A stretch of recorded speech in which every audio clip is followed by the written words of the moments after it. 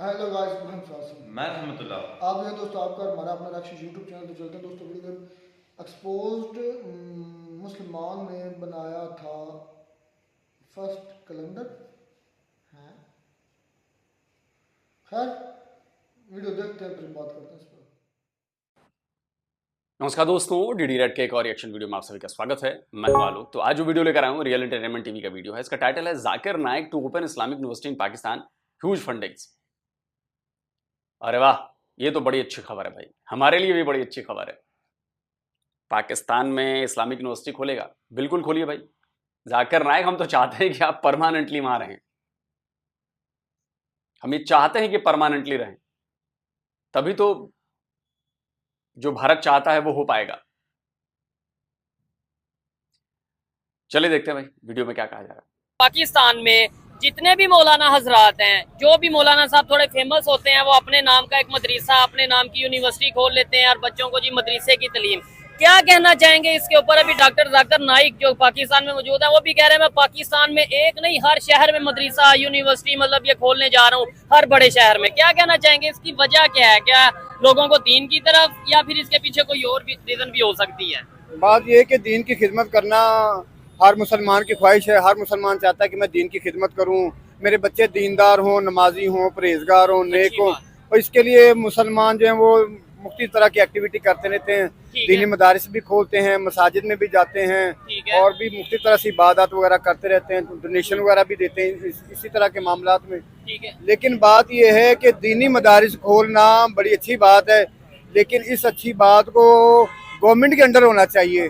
दीनी मदारिस जितने हैं वो सब के सब गवर्नमेंट के अंडर होने चाहिए। हुकूमत को पता होना चाहिए कि इन मदारिस को जो फंडिंग आ रही है ये कहाँ से आ रही है, कितना पैसा इनको आ रहा है, और ये सारा पैसा जिन मकासद के लिए लिया जा रहा है वहाँ पे इस्तेमाल हो भी रहा है या नहीं हो रहा। और अगर देखिए, बड़ी इंपॉर्टेंट बात कही है और पाकिस्तान के एक मुसलमान ने कही है, और ये भारत के लिहाज से बड़ी जरूरी बात है।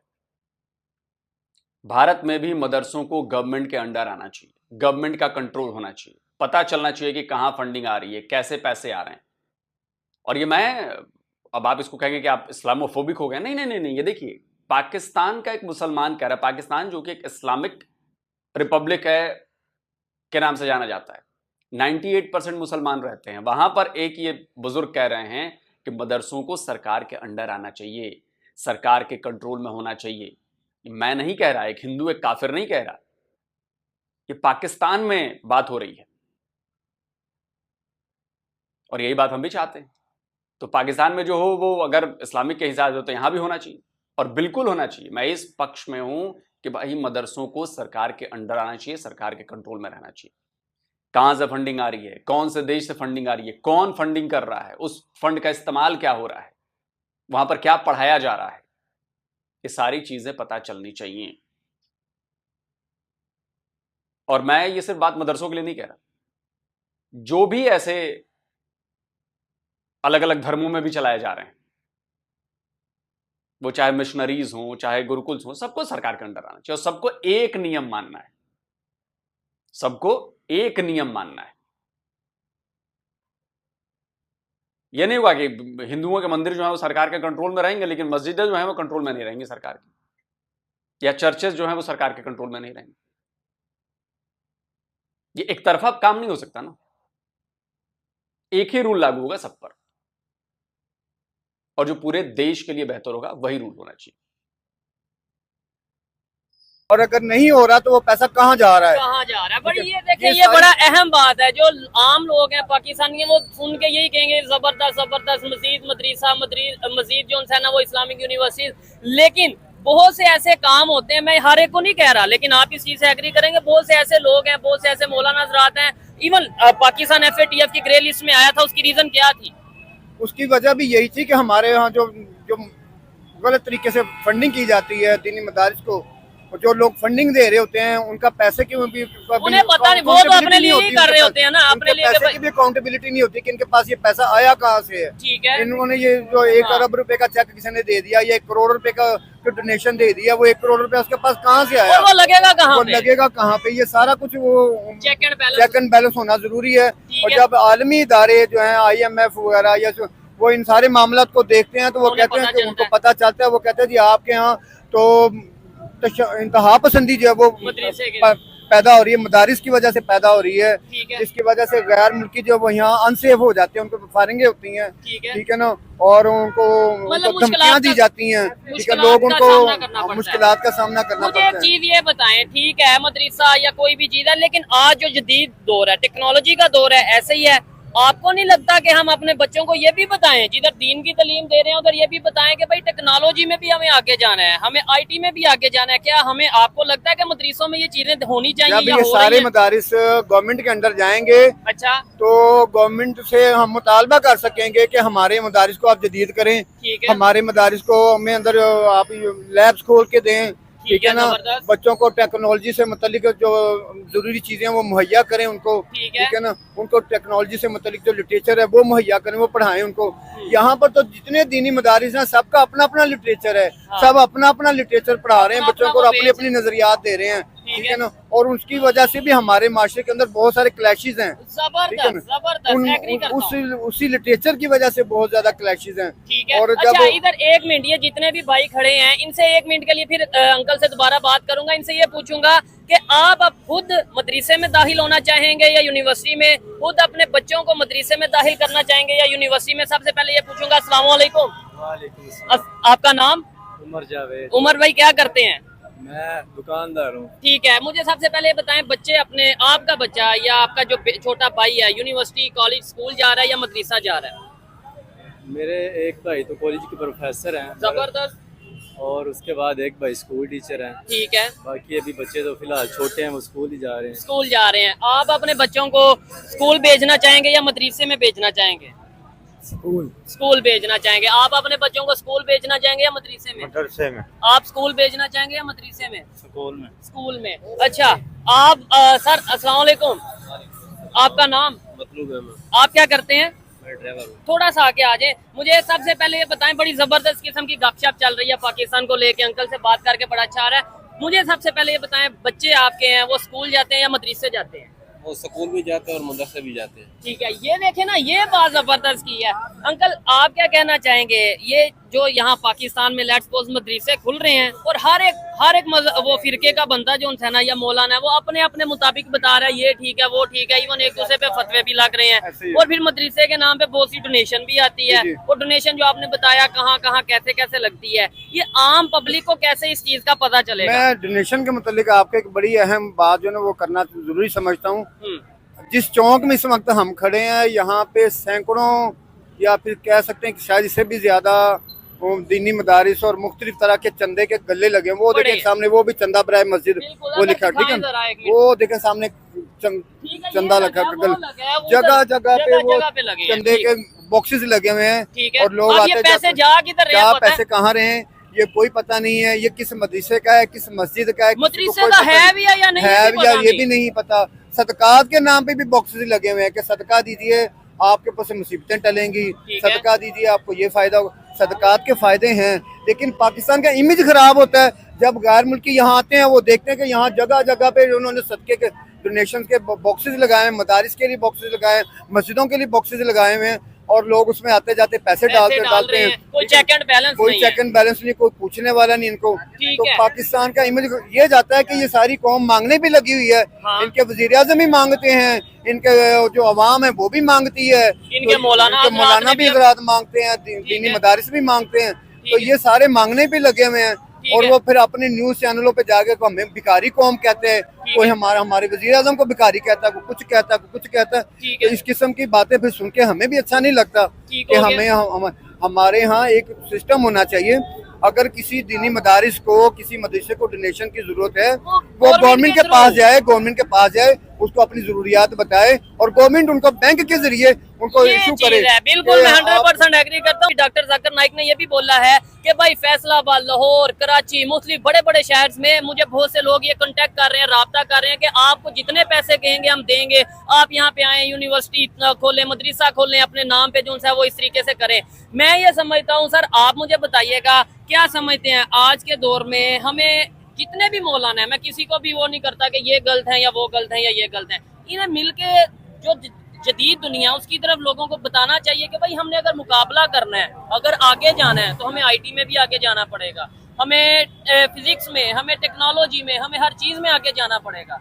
आप सर बुनियाद देखें, जब पाकिस्तान बनने से पहले जो सिस्टम था ना मदारस का, सिर्फ मदारस का सिस्टम नहीं था। अच्छा। आप हिस्ट्री को देखेंगे, मदारस और तालीम दोनों इकट्ठे थे, यानी कि दुनियावी तालीम और दीनी मदारस इकट्ठे थे। और आज जब ये पाकिस्तान बना है तब इन्होंने पार्टीशन की है। अभी भी आप देखें, जो अहले इल्म बनता है हाँ। वो दोनों चीज़ों को साथ लेके चलता है। जबरदस्त। आप हमारी यूनिवर्सिटियों को देख लें, वहाँ पे दीन की तालीम नहीं दी जाती, ठीक है। मदारस में दुनिया की तालीम नहीं दी जाती। यहाँ पे नुकसान दोनों का है। जैसे इन्होंने कहा कि जी हुकूमत मदारस के साथ ताउन नहीं करती, किसी भी फिरके का, किसी भी नहीं, आप कह रहे हैं कि यूनिवर्सिटी में ये नहीं है, दीन की तालीम नहीं है, इस्लामियात में पीएचडी हो रही है, बकायदा अरबी में पीएचडी हो रही है। सर आप देखें, मैट्रिक तक का सिलेबस तो देखें जरा, जी। सिर्फ एक किताब दी जाती है जी इस्लामियात की जी। उसके बाद एक अरबी की किताब है, बाकी हमें बताएं तो सीरत नबी में कौन सा चैप्टर है। इंग्लिश की किताब में एक चैप्टर मिलेगा, वो भी आपको अल्लाह के रसूल की हल्की सी सीरत बता देंगे। एक मैट्रिक तक बच्चा जिसने बुनियादी तालीम हासिल करनी है स्कूल के अंदर, उसे इस्लाम के मुताल्लिक नहीं बताया जाता। मैं ये तो बिल्कुल कह ही नहीं रहा कि मदरसा हो ना हो, मैं पता क्या कहना चाह रहा हूँ कि मदरसे के नाम पे अगर कोई एक्टिविटी हो, आपको पता है पाकिस्तान ग्रे लिस्ट में क्यों गया था? ये लाल मस्जिद का जो वाकया हुआ था, नीचे से बहुत सी चीजें निकली थी। सर ये बात ये है कि अगर आप मदरसे को फंड देंगे, हाँ। आप देखें जितने भी तालिब इल्म हैं मदारस के पढ़ने वाले हैं, कोई फीस नहीं देते, ठीक है। और मदारस में वो लोग जाते हैं जो गरीब लोग होते हैं। अच्छा। अब ये भी देखें ना, जब आप मदारस को फंडिंग करेंगे, फिर मदारस वाले वो लोग अफोर्ड करेंगे जो दीन दुनिया टेक्नोलॉजी हर चीज में पढ़ाने में काबिल होंगे। ऐसे ही जब मदारस को कोई तावन ही नहीं कर रहा, हुकूमत सपोर्ट ही नहीं कर रही, अब आप ब्लेम करेंगे मदारस वाले कुछ नहीं कर रहे। लाखों का मतलब ना, चंदा ना, और वो सब आपको कुछ यूं आता है। लगता है सर, यूं लगता है, मेरे साथ चलें, है। मदारस का बिजली का बिल देखें, मदारस के अखराजात देखें, आप देख के दंग रह जाएंगे। 200 500 बच्चा पढ़ता है, इतना फंड आपको लगता है? ठीक है। बिजली का बिल, टीचर्स का खर्चा, बच्चों की आप रिहाइश क्या का इनकी खर्चा। बात से एग्री करते हैं? वो कहते हैं फंड आता ही नहीं है। मेरी बात सुनिए, फंडिंग होती है। एक मिनट, नहीं, मैंने हाँ, कहा वो ये- आप ये कहने कम आता है, यानी इतना नहीं आता कि भाई अफोर्ड कर सकें ये सारी चीजें, टेक्नोलॉजी और ये चीजें। देखें, दीनी मदारिस को बिजली का बिल आएगा, गैस का बिल आएगा, पानी का बिल आएगा, तो जिस तरह से सरकारी स्कूलों को बिजली का ठीक है, बिल थोड़ा आता इधर आ है, जाइए। पानी का बिल आता है, गैस का बिल आता है, और वो गवर्नमेंट पे करती है। कोई टीचर अपनी जेब से या प्रिंसिपल अपनी जेब से नहीं देता। तो जब ये दीनी मदारिस को ये बिल आएंगे तो ये गवर्नमेंट पे करेगी।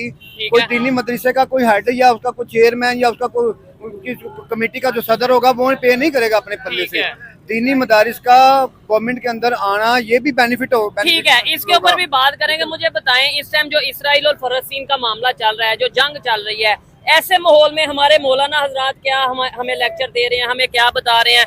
इधर मदरसा खोलने की बात की जा रही है, लेकिन आपको नहीं लगता जो मुसलमान वहाँ पे या जो ओवरऑल ये जो जंग चल रही है इसके ऊपर? आप ये देखें, हमारे पाकिस्तान के लेवल पे देखें, यहाँ पे लाहौर में अब्दुल जब्बार शाकर साहब थे, उनका हर मौजू के अंदर, हर जुमे के अंदर वो मतलब मोटिवेट करते थे जिहाद के बारे में, लोगों को बताते थे कि मुसलमानों पे वहाँ ज्यादतियाँ हो रही हैं।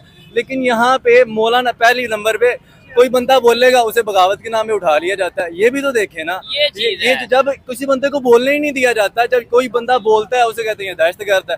जब कोई बंदा आप कहते हैं मौलाना की जिम्मेदारी है कि वो लोगों को सही बताएं कि मुसलमानों पे जुल्म सितम हो रहा है। अब यहाँ पे देखिए, इंसानियत का दर्स दें, यूनिटी का दर्स दें, अमन का, इत्तेहाद का दर्स दें। इधर हमारे मौलाना तो एक दूसरे पे, इवन हमारा पाकिस्तान का मीडिया इस टाइम रो रहा है कि डॉक्टर जाकिर नाइक साहब वापस चले जाए। ऐसा हो रहा है कि नहीं हो बिल्कुल। रहा? आप देखिए, लोग तंग आ गए हैं या डॉक्टर जाकिर नाइक तंग आ गए गूगल हैं? पे रिसर्च करें, आपको डॉक्टर जाकिर नाइक के खिलाफ ज्यादा मुसलमानों के फतवे मिलेंगे। अच्छा। यहूदी, हिंदू, ईसाई बोलेंगे ही नहीं। हालांकि उन्होंने कितने ईसाई, नहीं, वैसे इंडिया ने तो बैन किया ना कि भाई इस तरीके से, और यही शायद रीजन सी मैं, मुझे देखने वाले कमेंट बॉक्स में बताइएगा कि भाई ये मदरसा या यूनिवर्सिटीज वो वहाँ पे इंडिया में भी खोल रहे थे, जिसकी वजह से शायद, और कुछ उनके लिंक ऐसी एक्टिविटीज में मुलव्वस वो पाए गए जिसकी वजह से बैन किया गया। अच्छा, यही मदरसा या यूनिवर्सिटी वो अपने इंडिया में क्यों, वो सिटीजन तो वहाँ के है ना, तो वहाँ पे खोल लें। मैंने आपको क्या है कि हमारा जो पाकिस्तान है ये हिंदुस्तान से जुदा हुआ है। हाँ। इसकी आप, मुझे लग रहा है कि अब वो शायद इंडियन सिटीजन नहीं है, शायद, अब मुझे इतना आइडिया नहीं है, शायद उनके पास मलेशियन पासपोर्ट है और वो मलेशिया के नागरिक बन गए हैं, जहाँ तक मुझे उम्मीद है, क्योंकि यहाँ से तो भगोड़े हैं, एब्सकॉन्डिंग हैं। मे बी वैसे तो सिटीजन होने चाहिए, भारत के ही होने चाहिए। कि आप बेस पे जाएं 1857 की जंग आज़ादी में जो मदारस थे, आप वहाँ मदारस की हिस्ट्री तो पढ़ें। मदरसा देवबंद है उधर, उसके अलावा जितने भी मदारस इंडिया में थे 1857 की जंग आज़ादी के वक्त अभी भी हैं बड़े उधर नहीं, उस वक्त के जो मदारस थे वहाँ में फलसफा, केमिस्ट्री, तिब्ब, आप देखें तो सही यार, मदारस में सारा पढ़ाया जा रहा है, टोटली पढ़ाया जाता था। ठीक है, तो फिर पाकिस्तानी मदरसों में क्या क्यों नहीं पढ़ाया जा रहा? यही तो क्या कि यहाँ पे उन्होंने आके तो मदरसे से कितने डॉक्टर निकले होंगे, कितने इंजीनियर निकले होंगे, कितने केमिकल इंजीनियर निकले होंगे, हुआ होगा नहीं? तो उन्होंने आके पार्टीशन ही कर दी, दीन को जुदा कर दिया, सियासत को जुदा कर दिया, सारा कुछ जुदा कर दिया। एक अच्छे तरीके से उन्होंने अवाम को ये बता दिया कि भाई जो दीन की तालीम लेगा वो दुनिया से दूर हो जाएगा, अभी भी आप या दुनिया की तालीम लेगा वो दीन से दूर हो जाएगा। अभी भी आप देखेंगे जब भी कोई मदरसा या कोई मौलवी, आप पंजाब यूनिवर्सिटी में मेरे साथ चलें, आप जाएंगे, कोई मदारस से फारिग बंदा है ना, उसे दाखिला नहीं देते पीएचडी में। उसे, मेरे भाई ने पीएचडी किया, उसे मतलब काफी देर मतलब परेशान करते हैं। हमारे टीचर थे मुश्ताक साहब, उन्होंने कहा जी हमने ये वफाकुल मदारस किया हुआ है, ठीक है, ये तो मतलब एडमिशन नहीं था मिल रहा, सल्फिया से किया उन्होंने, मतलब कहते हैं जी हमने बीएड करना था, बड़ी मुश्किल एडमिशन मिला। अच्छा, आज ये कह रहे हैं कि भाई ठीक है यूनिवर्सिटी, ये सब चीजें, टेक्नोलॉजी और ये सारे मामला, कुछ साल पहले की आपने जैसे 80s की बात कर दी, आपने कहा 1858 में 57 में चल जाए तो वहाँ हिंदुस्तान में ऐसे मदरसे थे। एक मिनट मुझे मौका दें, तब ये कहा जाता था, इवन 20 साल पहले 25 साल पहले हमारे पाकिस्तान के मौलाना साहब ये कहते थे कोई तस्वीर बनाना हराम है, क्या कहा जाता था, आपने सुना? ठीक है, आज तस्वीर के आज अपने जो यूट्यूब चैनल भी हैं, अपने अपने टीवी चैनल भी हैं, और 24 घंटे इवन आपकी मेरी, हम सब की वीडियो बन रही है। मौलाना साहब सबसे ज्यादा टीवी पे बैठे होते हैं। मैं बात बताता हूँ, अल्लाह के रसूल सल्लल्लाहु अलैहि वसल्लम ने फरमाया कि क़यामत वक्त एक ऐसा वक्त आएगा कि ईमान आग की हथेली पे रखने के बराबर होगा। एक बंदा अगर दिन को मुसलमान, रात को वो गैर मुस्लिम होगा, रात को मुसलमान, कोई पता ही नहीं चल रहा। तो यही लेवल है भाई। तो हम फिर किस पे यकीन करें? हम भाईजान आपसे ये पूछूंगा, हम किस पे यकीन करें, मतलब किस मौलाना पे यकीन करें? वो तो कह रहे हैं कि ऐसा टाइम आएगा कि दिन को मुसलमान, रात को नॉन मुस्लिम, रात को नॉन मुस्लिम, दिन को मुसलमान। पहली बात है कि हमारे पास जो बेस है इस्लाम की, हमारे पास इस्लाम की जो बुनियादी अकायद, जरूरतें, ठीक है, जो सब कुछ एक बहुत ही बेहतरीन हमारे पास मसवदा कह लें, ठीक है, चार्टर कह लें, हमारे पास मौजूद है, वो कुरान पाक की सूरत में मौजूद है। अच्छा, कुरान पाक हमें हर तरह की रहनुमाई दे रहा है, ठीक है ना, जदीद उलूम के बारे में भी और जितने भी मामलात हैं उन सब के बारे में हमें कुरान पाक मुकम्मल रहनुमाई देता है, ठीक है, इल्म के मतलब भी रहनुमाई देता है, उलमा के मतलब भी रहनुमाई देता है। हमें चाहिए कि हम हर किसी पर बिलीव कर लेने के बजाय खुद भी रिसर्च करें, ठीक है ना, खुद भी सर्च करें, अपने तौर पे भी सर्च करें। कोई मौलाना कुछ भी कहता है, एक दफा जाके खुद देखें, स्टडी करें। ऐसे भी शख्स को जानता हूँ, पाकिस्तानी तो ये कर ही नहीं सकते। रिसर्च के मामले में पाकिस्तानी सबसे फिसड्डी हैं। वो कोई बस ला के उनको बता दे, उस पर बिलीव कर लेंगे। ट्रू बिलीवर हैं। कोई कुछ भी आके कह दे, कोई मौलाना बस दाढ़ी बढ़ा के और बोल दे कि मैं फलाना मौलाना हूं और ये बात है, वो मान लेंगे। ये वो भेड़ है जिसको बस एक आगे वाली भेड़ को बोल दो उधर से चलना, बस सारी भेड़ उधर ही चल देगी। वो चाहे जाके आगे भेड़ गड्ढे में गिर जाए, सारी भेड़ें जाके गड्ढे में गिरेंगी, कोई नहीं रुकने वाला। ये वो कौम है। आप कहते हैं रिसर्च करने के लिए, चेक करने के लिए। जो मिंबर पे बैठ के कहता है कि बच्चों को स्कूल नहीं भेजना चाहिए, तालीम देना बच्चों को ये जायज ही नहीं है, बच्चियों को तो बिल्कुल ही स्कूल नहीं भेजना चाहिए। ये तो बहुत से कहते हैं बच्चियों के बारे में, बच्चियों को तो स्कूल बिल्कुल ही नहीं, बहनों को तालीम देनी ही नहीं मान जाते हैं। जबकि अल्लाह के नबी ने फरमाया कि इल्म हासिल करना हर मुसलमान मर्द औरत पर फर्ज है, ठीक है ना, मर्द और औरत दोनों का जिक्र किया है। अब ये कहते हैं जी औरत को तो इल्म से बिल्कुल ही दूर रखें, उनको तो स्कूल भेजे ही ना, उनको पढ़ाए ही ना। और बहुत से लोग फिर मसला ये मान लेते हैं, आप इनकी बात से एग्री करते हैं कि हर एक ने अपना अपना, मैं चूरन कह दूं या जो भी कह लूं, कि हर एक ने अपना अपना वो रखा है। आप ये देखिए, पाकिस्तान को यूनाइट करने की बात क्यों नहीं करते? बात यूनाइट तब होगी दीन के मामले में। भला हर बंदे की ये राय है कि फलां मौलवी की बात सुन लो काफी है। जब बाजार में एक बंदा चीज खरीदने जाता है ना, वो 10 दुकानों से रेट पता करता है, क्वालिटी देखता है, हर चीज देखता है। दीन के मामले में आगे कुरान नहीं पढ़ते लोग, कहते हैं जी हमारे पास टाइम। मौलाना ने कह दिया। नहीं, मौलाना की बात को छोड़े ना, आपने मौलाना का हिसाब नहीं देना। अच्छा, आपने कब्र में अपना हिसाब देना है, क़यामत को आपने अल्लाह को अपना हिसाब देना। मौलाना का तो आपने हिसाब ना देना है, ना उसकी कब्र में जाना है। फलस्तीन के लिए क्या कहना चाहेंगे? फलस्तीन और इसराइल की जो जंग चल रही है उसके ऊपर आप अपनी क्या राय रखते हैं? मैंने पहले ही आपको इस बारे बता दिया है कि हम ठीक है। इस वक्त जिहाद नहीं कर सकते। हाँ। अगर हम अलम बुलंद करते हैं इनफरादी तौर पे, आप करें।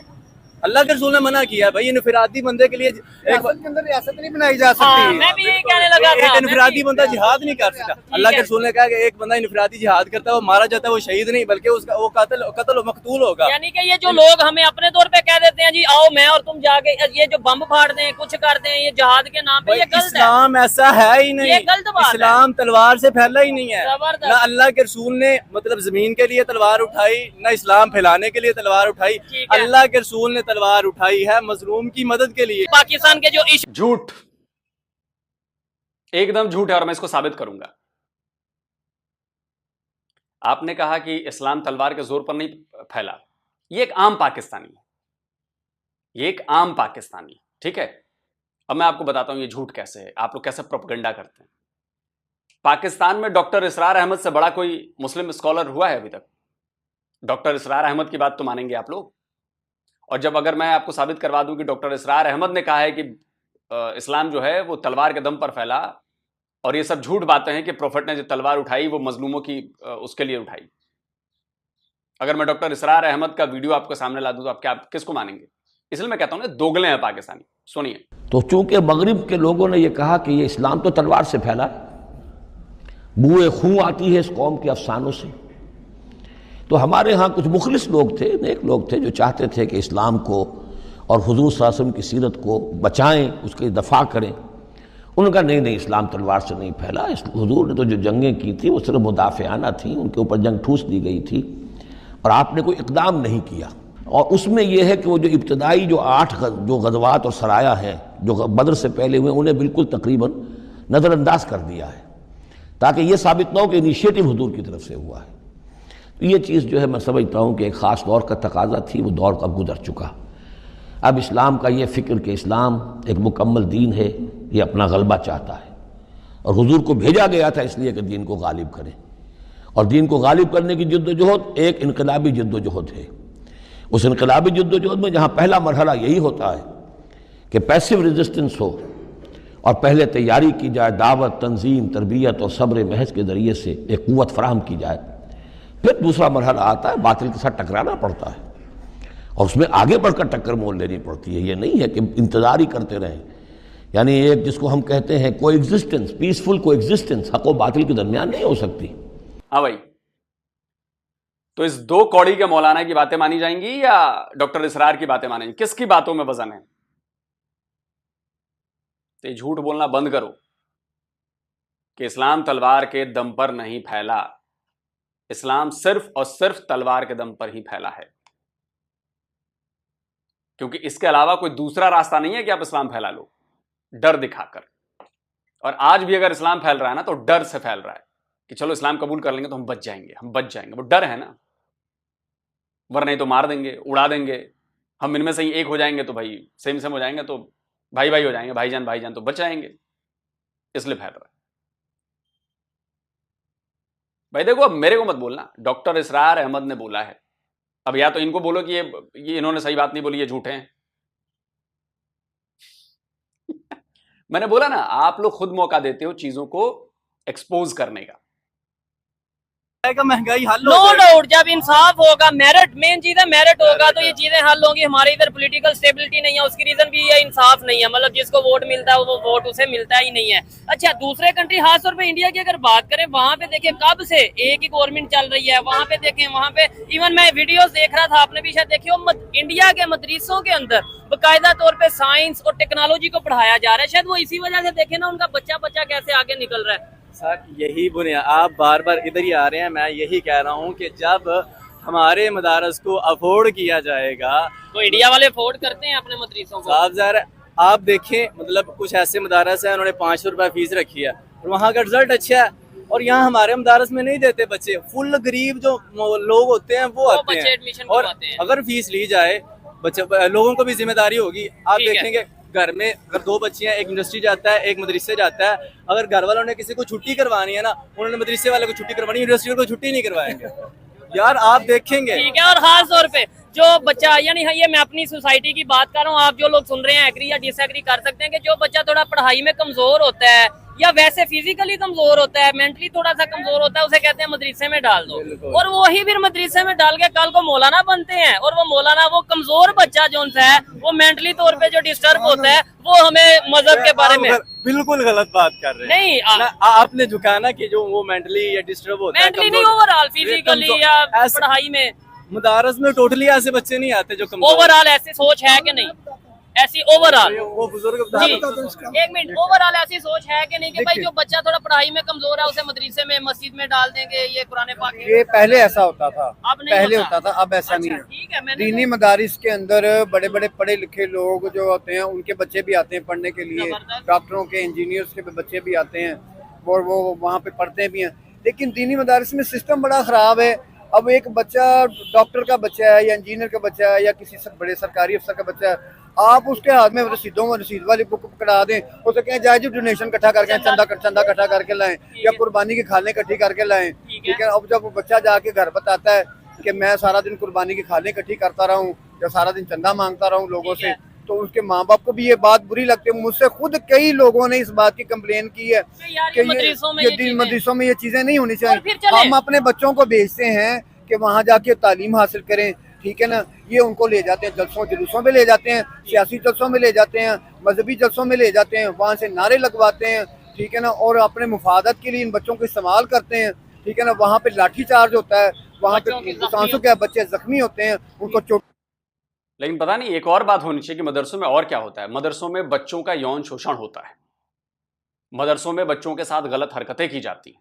और ये मैं नहीं कहता, ये पाकिस्तानी मीडिया की रिपोर्ट्स कहती हैं, और ये लगातार बढ़ रहा है।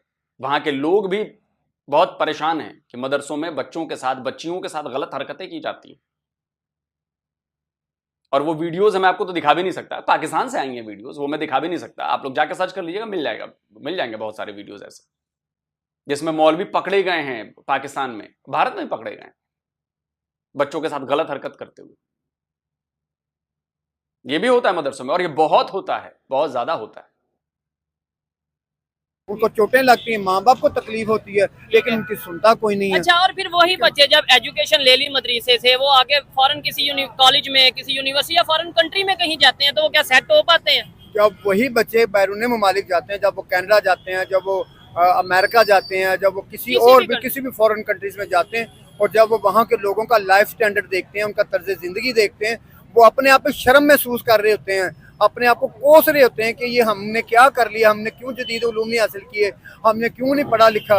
हमें लोग यहाँ पे दहशतगर्द कह रहे हैं, इंतहा पसंद कह रहे हैं, एक्सट्रीमिज्म मैन कह रहे हैं, हमारे पर फप्तियाँ कस रहे हैं, हमें जुगतें लगा रहे हैं, ठीक है ना, हमारे हुलिये के ऊपर जुगतें लगा रहे हैं, हमें रिस्पेक्ट नहीं दे रहे, ठीक है ना। ये चीजें देखने को और मिलती ये हैं। चीजें फिर देखने को मिलती हैं। जब उनको रिस्पेक्ट नहीं मिलती तो फिर वो अपने बच्चों को कहते हैं कि भाई अपने आप बच्चों को कहते हैं नहीं, अब हम अपने बच्चों को ये चीजें इस लाइन पे नहीं लेकर आएंगे, हम ठीक है। अपने बच्चों को जदीद उलूम सिखाएंगे, यूनिवर्सिटियों में लेकर जाएंगे, कॉलेजों में। आप एग्री करते हैं इनकी बात से? नहीं करता। क्या मतलब जाहिर बात है, ये इन्होंने कहा कि जी अच्छा, मदारस वाले ये नारेबाजी करवाते हैं, ये करवाते हैं, वो करवाते हैं।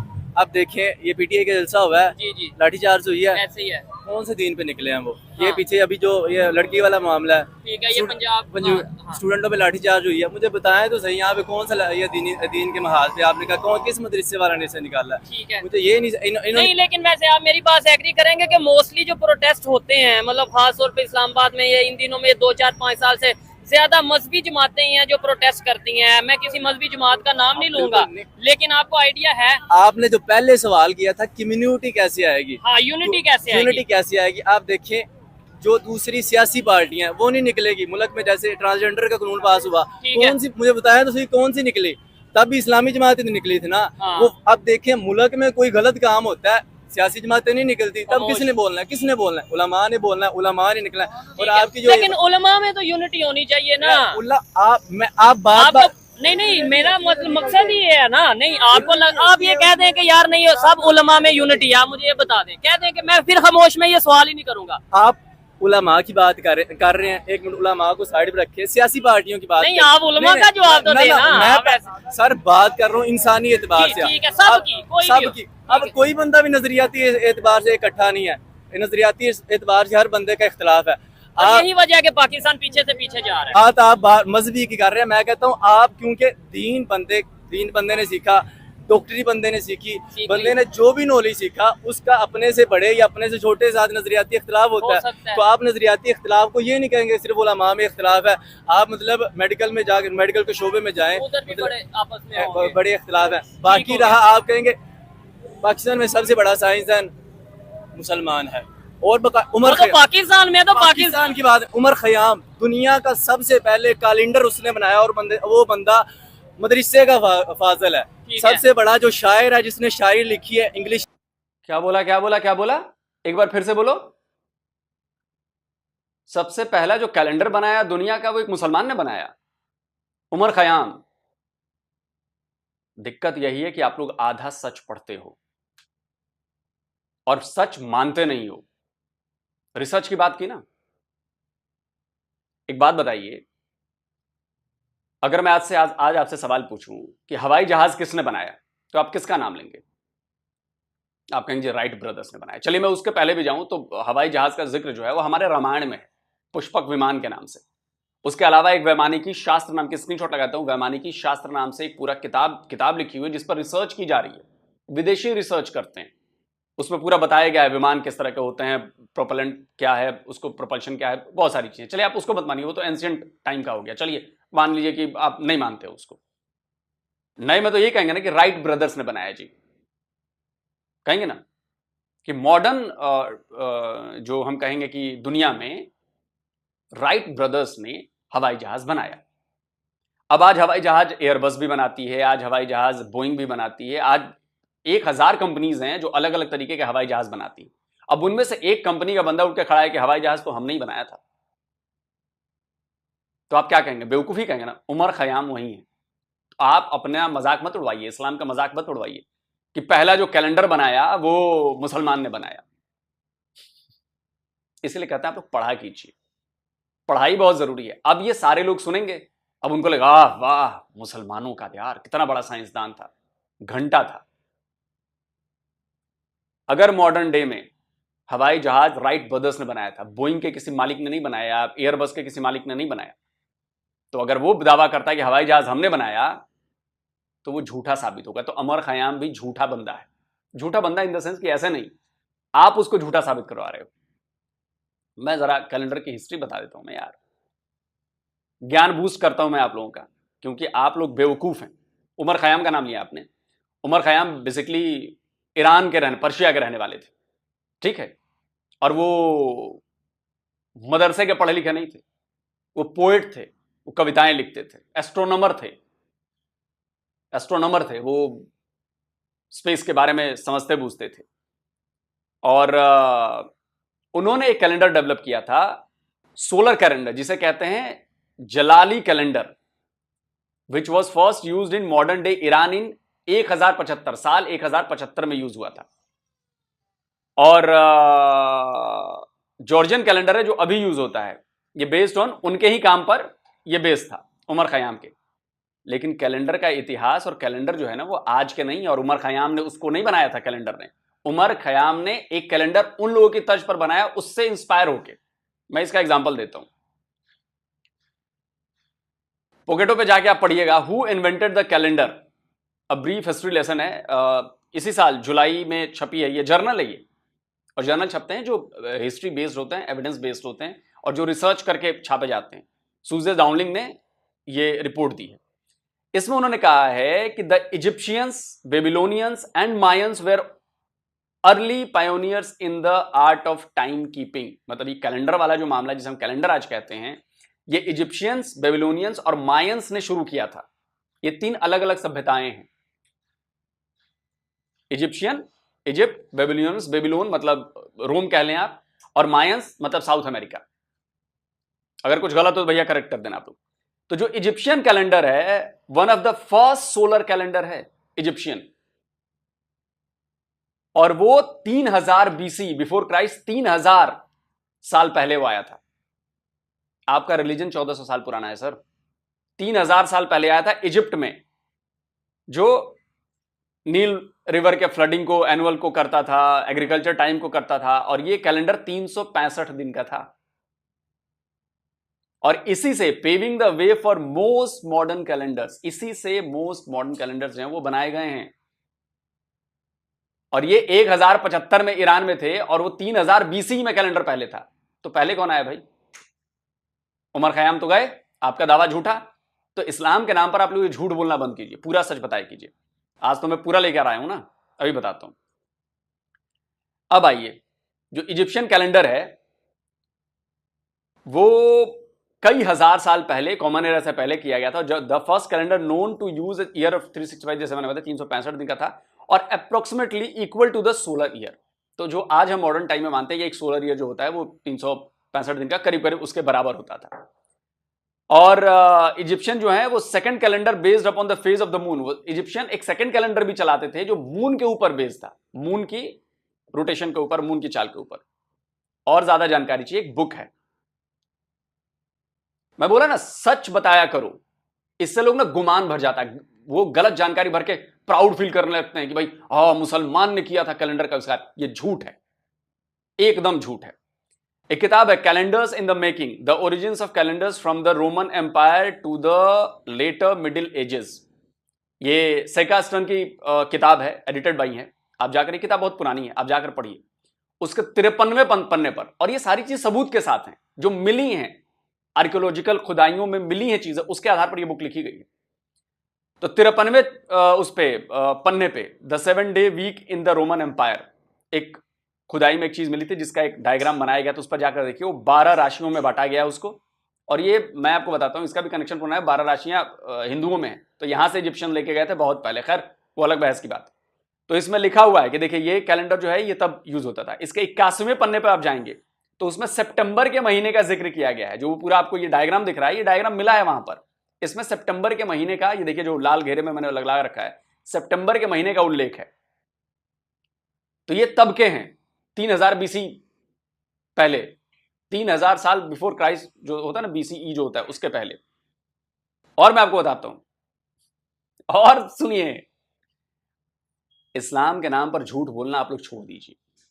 और ये झूठा प्रोपेगेंडा करना कि हम ही सबसे सुपरमेसी में हम सबसे ऊपर हैं और ये हैं। BBC की रिपोर्ट है, देखिए 15 जुलाई 2013 की, आज से 11 साल पुरानी। World's oldest calendar discovered in Scottish field. Scotland में दुनिया का सबसे पुराना कैलेंडर डिस्कवर किया गया है। Archaeologist believe they have discovered the world's oldest lunar calendar in the Aberdeenshire field. Excavation of field at Castle found a series of 12 pits which appears to mimic the phases of the moon. 12 महीने 12 and track the lunar months, lunar महीने को track करने के लिए। और ये जो university of Birmingham है, उनकी एक टीम ने लीड किया और उनके मुताबिक ये जो है ये 10,000 साल पुराना है। 10,000 years ओल्ड कैलेंडर है ये, अब तक की ढूंढी गई चीज। और आप कहते हैं कि 1000 साल पहले जो बंदा आया उसने कैलेंडर, चूंकि वो मुसलमान था, वो भी पर्शियन था, उस वक्त मुसलमान था कि नहीं था ये इसकी गारंटी नहीं, वो पर्शियन था, चलिए मान लेते हैं मुसलमान ही था। 1075 साल पहले उसने कैलेंडर बनाया और आप कहते हैं कि जी मुसलमानों ने कैलेंडर इन्वेंट किया। बकवास। चलिए आगे देखते हैं। ये इंग्लिश लिटरेचर में वो भी उमर खयाम है, वो भी मदरसे का फादर है। अच्छा। अगर आप हिस्ट्री उठा के देखें, अब्दुल शेख साबित कर दे कोई पाकिस्तानी कि उमर खयाम मदरसे से पढ़ा हुआ था, और कौन से मदरसे से पढ़ा था, साबित करो प्रूफ के साथ, किसी की कही सुनाई बातों पर नहीं, प्रूफ के साथ साबित करो। ठीक है, शेक्सपियर नहीं सबसे बड़ा इंग्लिश में, हमने तो वो सुना है। आप देखने वाले भी कमेंट बॉक्स में बताएगा ये उमर खयाम की बात कर रहे हैं कि वो सबसे ज्यादा उसने मतलब कैलेंडर के एतबार से और उन्होंने इस पे जो सितारों के एतबार से उन्होंने अच्छा खासा काम किया। और उन्होंने अच्छा अभी मौजूदा दौर में अगर चलो छोड़ो यार, हो गई, बहुत सारी बातें हो गई यार। इस तरह से इस्लामिक प्रोपेगेंडा किया जाता है कि हमने ही ये सब किया है। ये ठीक उसी तरह है, वो मौलवियों की बात मैं आपको फिर सुनवाता हूं कि जमीन साकिन है और सूरज और चांद तो हमारे मौलवी ने इन्वेंट किया था। सुनिए, ये सारा साइंस इन्होंने अंदलुस की, ये सब कुछ हमसे चोरी की, गोरे ने, गोरे के बाप जानता है साइंस को, ये सब कुछ हमारा था। आपके इसी सिंध के अंदर एक मौलवी था, उसने अपना सूरज भी बनाया था और चांद भी बनाया था, और रात को जिस वक्त सूरज गुरूब हो जाता था तो वो बटन लगाता था तो उसके सूरज जो है ना तुलू होता था, पूरे सिंध में रोशनी होती थी।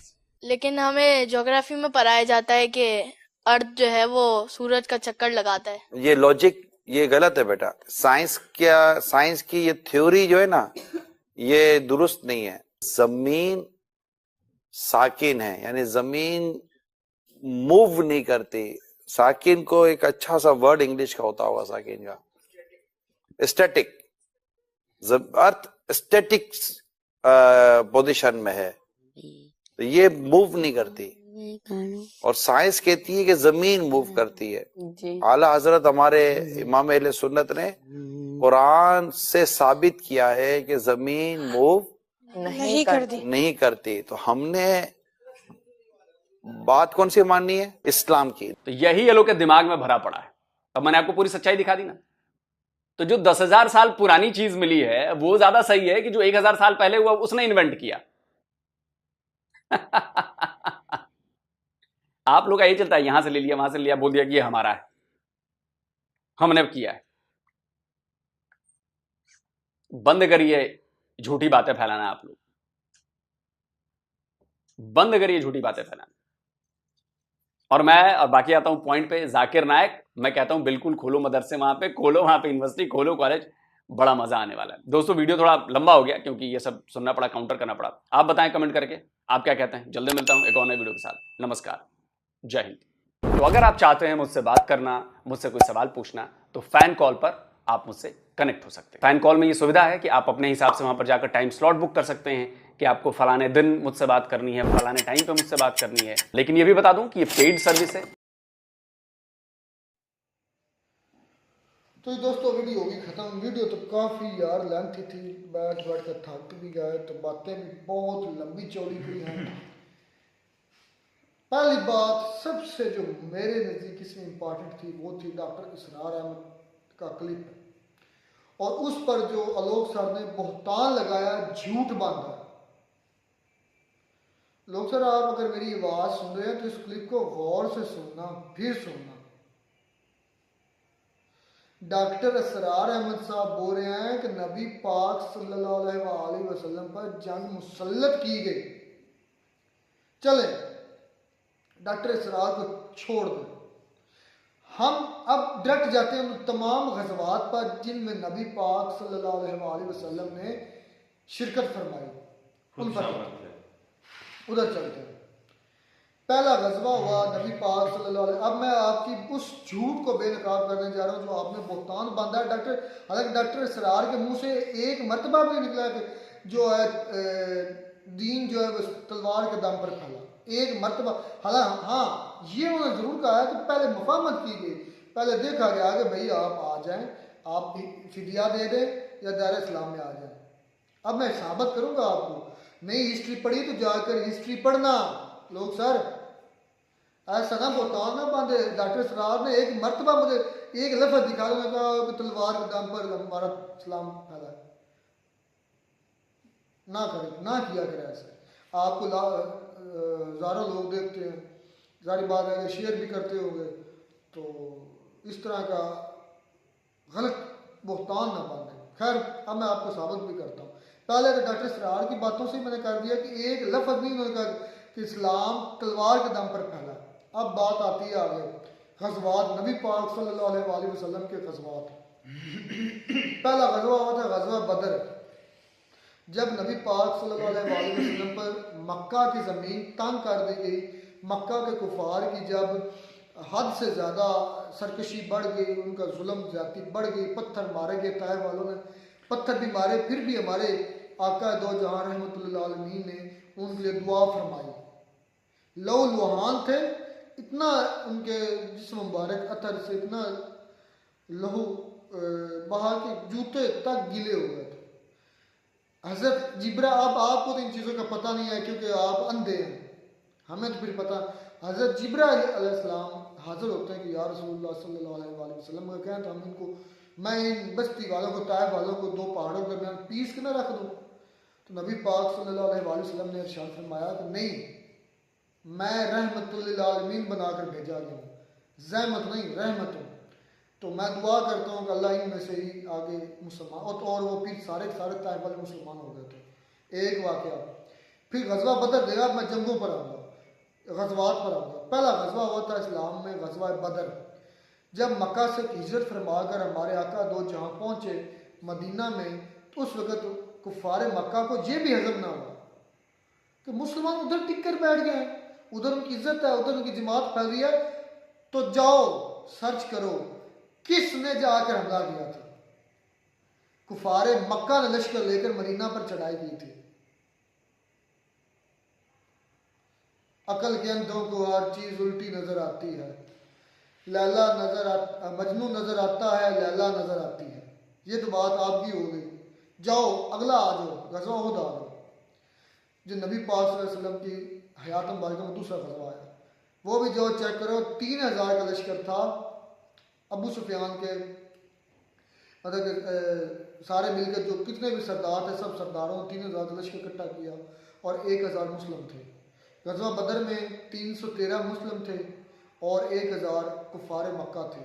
फिर गज़वा बदर में 1000 मुस्लिम थे, 3000 कुफार मक्का थे। फिर गज़वा खंदक में आ जाओ, जितने भी गज़वात हुए हैं गौर करो, सब में कुफार ने पल किया। फिर आ गया गज़वा खैबर, उसमें अब वो उसका मुहासरा बिल्कुल किया हमारे मुसलमानों ने, नबी पाक सल्लल्लाहु अलैहि वसल्लम ने मुहासरा किया था, क्योंकि जो यहूदी थे वो सरकश हो गए थे। सरकश ये कि वो सबसे ज़्यादा डैमेज कर रहे थे इस्लाम को। मैं आपको ये मोटी मोटी बातें बता रहा हूँ, मैं अगर सिर्फ एक गज़वा बदर पर बोलना शुरू हो जाऊँ ना तो रात गुजर जाए, गज़वा उहद पर बोलना शुरू हो जाऊँ तो रात एक और रात गुजर जाए। अल्हम्दुलिल्लाह इतना मुझे इन चीज़ों के बारे में नॉलेज है। तो इसलिए लोग सर बराए मेहरबानी बहुतान ना बांधें, झूठ ना फैलाएं। मुसलमानों ने पहल नहीं की, नबी पाक सल्लल्लाहु अलैहि वसल्लम ने तलवार, फिर ये भी सुन लें, मुझे आपको चैलेंज है, हिस्ट्री में चेक करा दें कि नबी पाक सल्लल्लाहु अलैहि वसल्लम के हाथ से कोई कत्ल हुआ।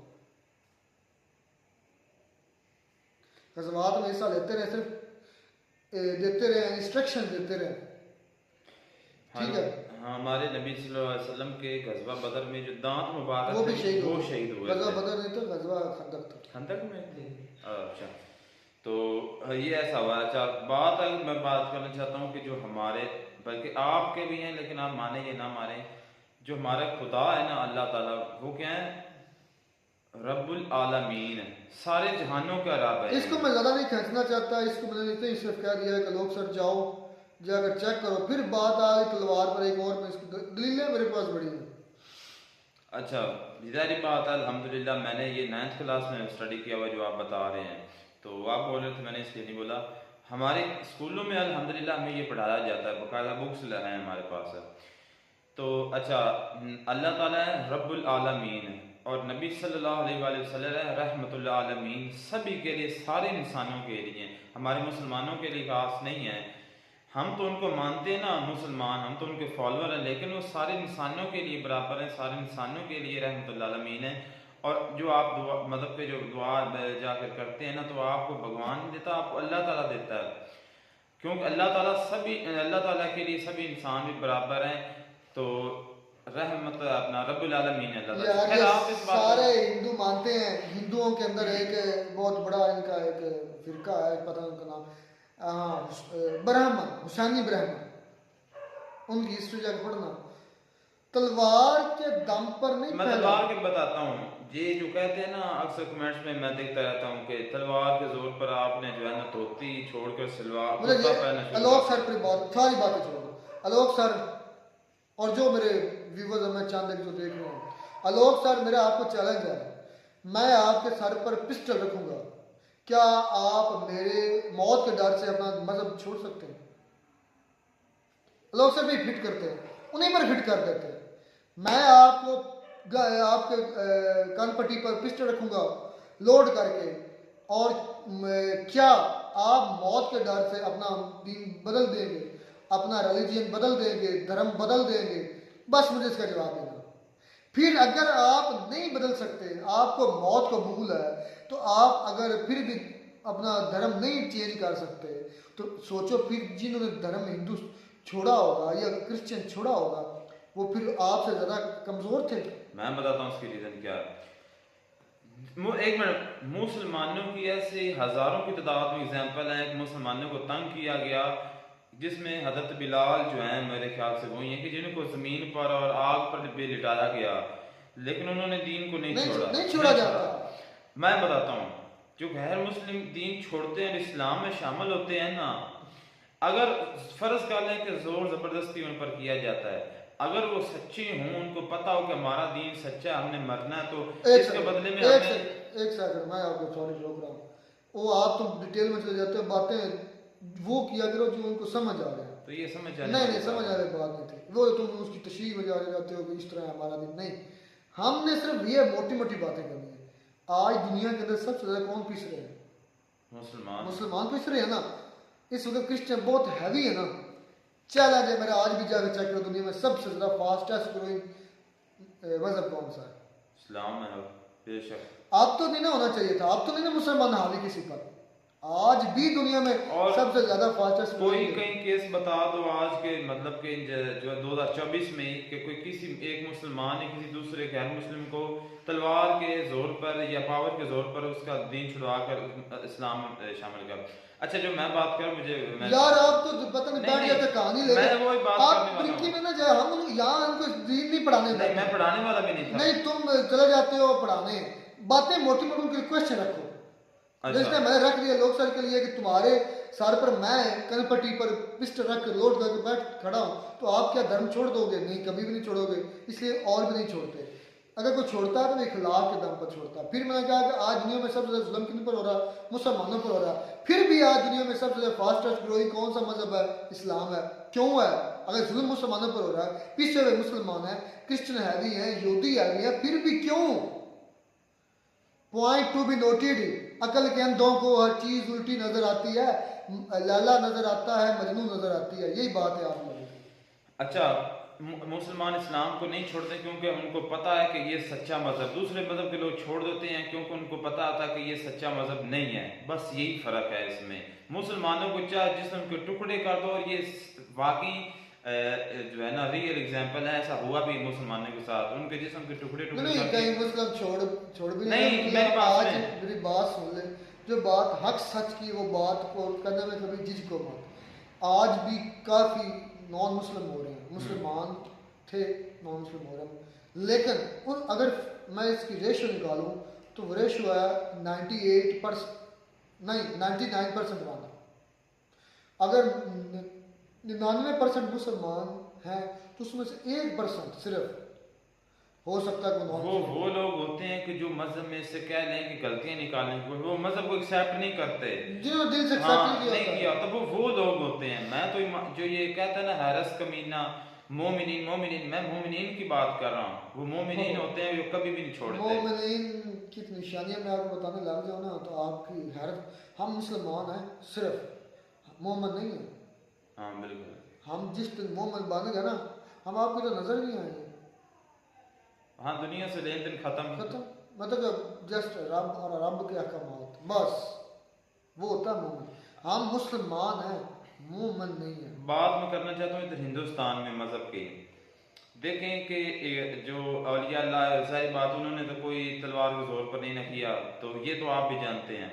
अब जो सिंध की मैं बात, सिंध का जो राजादार था ना, वो अक्सर पता है आपको कि लोगों को, मुसलमानों को जो तिजारत करते थे या वैसे जो जाते थे हज करने के लिए, उनको रास्ते में रोक लेता था और नाउज़ुबिल्ला कहता था कि तुम्हारा नबी कहाँ है, अस्तगफिरुल्लाह। वो कमीना ये बात करता था। तो नबी को तो कह रहे हैं कि वो पर्पस क्या, ये बात है मुझे पर्पस बता रहा हूँ। मैं ये बताने वाला हूँ कि वो कहते हैं कि तलवार के जोर पर जब मुसलमानों को आप तंग करेंगे तो वो बेचारे अपने हक के लिए अब कह लें कि अपने जो है ना वो यही अभी रिसेंटली फलस्तीन पे हो रहा है। तो वो सुल्तान सलाहुद्दीन अय्यूबी, मैंने ये आज ही बात मतलब कि वाकया सुना, सुल्तान सलाहुद्दीन अय्यूबी आए और उसका जो है ना मतलब कि जो भी उनको रोकता था उनका सर्फनाश कर दिया। चले खैर बातें ये काफी हो गई। इस्लाम तलवार के दम पर, और अस्तगफिरुल्लाह मैं माफी मांगना चाहता हूँ क्योंकि मैंने इसी प्लेटफॉर्म पर बात की थी और इसी प्लेटफॉर्म पर मैं माफी मांगना चाहता हूँ कि मैंने सुल्तान महमूद गजनी, सुल्तान में जो गौरी गजनी, सभी के बारे में बोला, गलत मैंने बोला है और मैं इसको कंडेम करता हूँ। इनसे माफी क्या करनी? नहीं अल्लाह से नहीं, बस ठीक है, तुम अल्लाह से लेके मांगी, छोड़ दो, बात खत्म। मैंने बात किया, बात छोड़, ये बात ऐसे नहीं की जाती। मैं कर लिया इस तरह आप अपने आप को क्योंकि मैं उस वक्त यार जानता इनको नहीं था। बताने की जरूरत नहीं है, हमें जवाब रब को देना है, इनको थोड़ी देना है। बेशक बिल्कुल बात खत्म। चले बात आगे चलती है। बात वो अंकल जी जो इतने मदरसा। सफेद बारिश थे, बड़ी अच्छी उन्होंने बातें की, बड़ी पॉजिटिव बातें की। उन्होंने ये कहा कि जितने भी हमारे मदरसा हैं, चाहे वो इंडिया में पाकिस्तान कहीं भी हैं, वो गवर्नमेंट के अंडर होना चाहिए, रेगुलेट होना चाहिए, उनको मतलब बिल्कुल उनकी तज़ीम में रहना चाहिए, और उनको जो फंडिंग हो रही है किसी भी तरफ से, उनकी सारी रेगुलेशन होनी चाहिए। जैसे ये कहाँ इस्तेमाल हो रहे हैं, ये किधर से आ रहा है पैसा, ये सारा वाकई की ये बातें ये बिल्कुल वाकई सच है। क्यों? बाकी जैसे गवर्नमेंट स्कूल है ना हमारे, इसी तरह गवर्नमेंट ये मदरसे भी होने चाहिए। और वाकई मैं भी इस बात के हक में हूँ कि जो मदरसे हैं उनका सारा निज़ाम जो है गवर्नमेंट के पास है। बाकी जो कैलेंडर वाली बात है उस पर मुझे कोई इतना ज़्यादा नॉलेज नहीं है, इसमें मुझ पर वो तो एक मरतबा फवाद चौधरी जब था ना वजीर टेक्नोलॉजी, मतलब तो मुसलमानों ने कैलेंडर बनाया, उस पर बात आई ना। अब इसके बारे में खैर मैं भी इतनी जानता तो बातें काफ़ी पॉजिटिव। वो अंकल जो थे वो काफ़ी समझदार लग रहे थे, वो थे भी दीनदार, लेकिन अच्छे वाले दीनदार थे, मतलब पढ़े लिखे समझदार दीनदार थे। तो बातें और भी लोग साहब ने की यार, मेरे जहन से निकल रही हैं। खैर बात काफ़ी वीडियो लेंथ है। अच्छा, मैं बात करना चाहता हूँ जाकिर नाइक पे, जैसे पॉइंट मतलब कोई बात भी आई जाकिर नाइक पर है। आज यूनिवर्सिटी के अंदर से बनाना चाहता तो वो बनाना चाहता है, वेल मोस्ट वेलकम बनाए यहाँ पर। दूसरी बात ये आई कि उसकी जो शहरियत जो है ना, सिटीजनशिप जो है, वो है श्रीलंका की, नहीं श्रीलंका की नहीं, वो कह रहा है कि उसका पासपोर्ट है वो मलेशिया का। तो भाई वो है हिंदुस्तानी। अब हमारे पाकिस्तानी मुख्तलिफ कंट्रियों में गए, यूरोप के पास उनकी नेशनैलिटी है उनके पास, तो इधर आते हैं, इधर भी हैं, हाँ ब्रॉडकास्ट करते हैं। और ऐसे इंडियन भी होंगे जिनको बाद में मिली नेशनैलिटी, लेकिन इधर अपने आप कंट्री में वोट भी अब आते हैं तो वोट कास्ट भी करते हैं। तो आप कौन होते हैं कि चंद एक लोग मिलकर डॉक्टर जाकिर नाइक को कहना? नहीं, लोग से ये नहीं कहा कि वो हिंदुस्तानी है, नहीं, उनका मुझे कंफर्म नहीं है कि उनकी नेशनैलिटी कैंसिल होगी है, अभी भी इंडियन नेशनल है। यार फर्ज कर लें इंडिया कैंसिल कार्ड में देता है, इंडिया आपको पता है कि किस वजह से करेगा, पैदा कहाँ पर हुए हैं, पैदा जहाँ पर हुए नेशनैलिटी तो वहाँ की होती है ना। ये तो आर्जी वैसे होती है जो आप जहाँ पर कोई चंद साल रहें तो आपको नेशनैलिटी मिल जाती है, वो आर्जी होती है जहाँ पर आप पैदा हुए, आपका भाई इस्लाम फैला है इखलाक तलीम तरबियत के दम पर, और साथ साथ जहाँ जरूरत पड़ी है वहाँ तलवार। और हक और बातिल, जैसे डॉक्टर सलाम ने भी बात की कि जब बातिल आ जाता है, ये नहीं क्या फिर आप देख सकते कि आप बैठे रहे। मैं अगर कहूँ ना तो ये वीडियो लगा कर लोग सर खुद ही एक्सपोज हो गए हैं। हाँ। उनको फिर उसको पता ही नहीं कि पहला पॉइंट क्या डॉक्टर सरार ने बोला, फिर ये वाले सेम अल्फाज में लोग सब उन पर बोहतान बांध रहे हैं ना कि डॉक्टर सरार ने ये कहा है कि जो इस्लाम है वो तो तलवार के दम पर फैला है।